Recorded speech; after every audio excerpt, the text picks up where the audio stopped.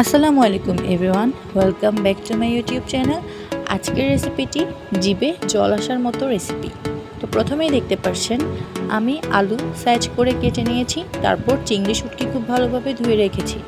এরপর একটি কড়াইতে পরিমাণ মতো সরিষার তেল দিয়ে তার মধ্যে একটি বড় সাইজের পেঁয়াজ আর কাঁচামরিচ 2-3টে ফালি করে কেটে তার মধ্যে দিয়ে দিলাম। এরপর পরিমাণ মতো লবণ, পরিমাণ মতো হলুদ এবং পরিমাণ মতো লাল মরিচ গুঁড়া দিয়ে দিলাম। এই লাল মরিচ গুঁড়াটি আপনারা আপনাদের পছন্দ মতো বাড়িয়ে বা কমিয়েও দিতে পারেন, কিন্তু এটা যতই ঝাল হবে খেতে অনেক মজা হবে। এরপর খুব ভালোভাবে কষিয়ে নিতে হবে। এর মধ্যে আমি একটু হালকা পানি দিয়ে দিলাম।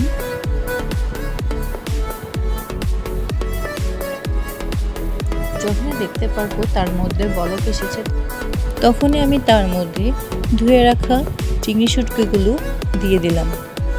এরপর খুব ভালো মতো নেড়ে নিলাম। এটার রংটি দেখতে এত সুন্দর হয়েছে। এরপর আমি কেটে রাখা আলুগুলো এর মধ্যে দিয়ে দিলাম। তারপর একটু ভালো মতো নেড়ে নিতে হবে এবং পরিমাণ মতো হালকা একটু পানি দিয়ে দিতে হবে। এই অবস্থায় আমাদের একটু ঢাকনা দিয়ে ঢেকে রাখতে হবে। আবার ঢাকনা উঠিয়ে দেখে নিলাম, এটা একদম রেডি।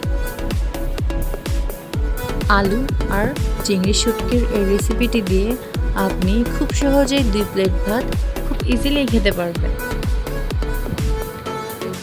এই রেসিপিটি অবশ্যই বাসায় একবার ট্রাই করবেন। তো আমার এই রেসিপিটি যদি আপনাদের ভালো লেগে থাকে অবশ্যই like, comment, share and subscribe করে পাশে থাকবেন। ধন্যবাদ। আল্লাহ হাফেজ।